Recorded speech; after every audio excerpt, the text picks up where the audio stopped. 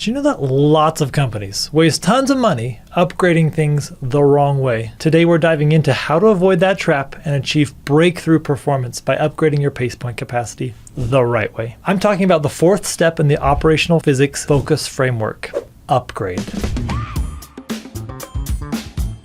If you've been following along already, you've found your pace point, you've optimized it, and you've coordinated your system around it. If not, it's okay. Pause here, check out my earlier videos linked below. Seriously, don't skip ahead or you'll just be like all those other companies burning money. Now, assuming you're ready for it, let's get started.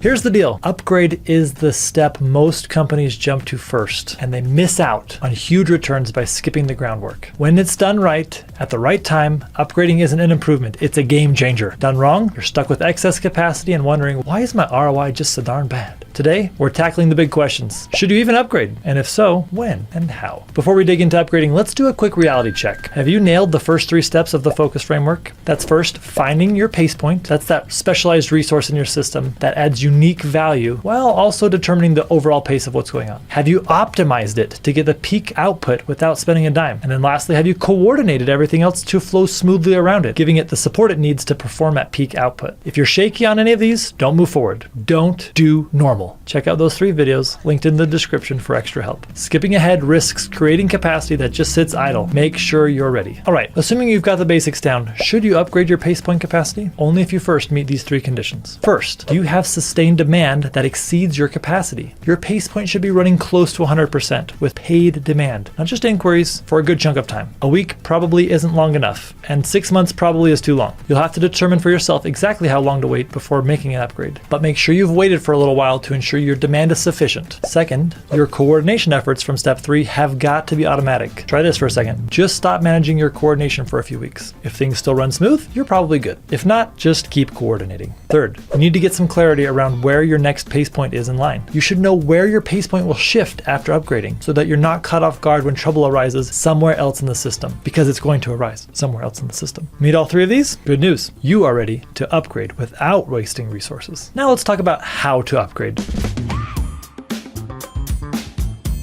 There are 4 ways to boost your pace point capacity. I'll break them down real quick. First, time-based multiplication. Simply just extend the number of hours by adding extra shifts or weekend operations. But you've got to watch for burnout if it's people-driven. Ain't nothing worse than losing your whole great team because you ran them into the ground. Second, technology-enabled amplification. Use tech to enhance, not replace, your pace point, like better tools for a designer to focus on creativity. Third, market-driven elevation. Change what flows through your pace point to maximize their value. Think higher revenue work or streamlined products. Focusing on what they do best, that brings in the most revenue. Your last resort should be adding direct additional resources. Add more machines or people, but do it carefully. It's expensive and risky, and if demand doesn't hold, you've got yourself a big bag of money shooting out the door every month. Start with the first 3 before going big. Which method sounds right for your setup? Let me know in the comments.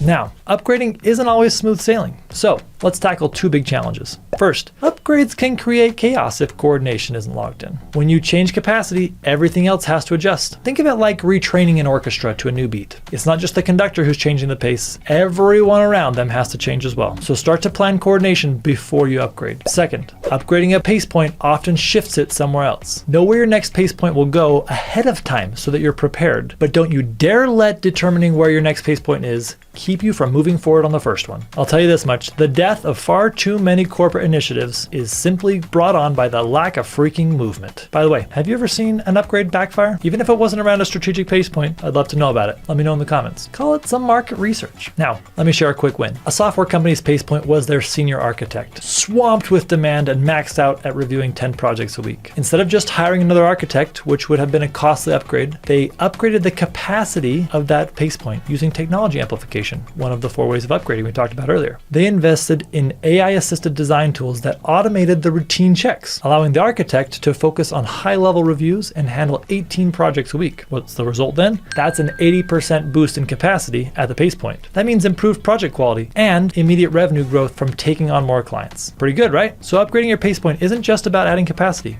though that's certainly one of the options. It's strategic management. Question if you even need it, plan where your pace point will likely move next, and expect a little adjustment period after the upgrade. Master this and you will scale predictably and profitably. Next time, we're covering the final letter in our focus framework, S. It stands for strategize, and it's there to help keep evolving your system. Thanks for being here. Seriously, I mean it. I'll see you soon. If you found that helpful, check out my latest video to learn more.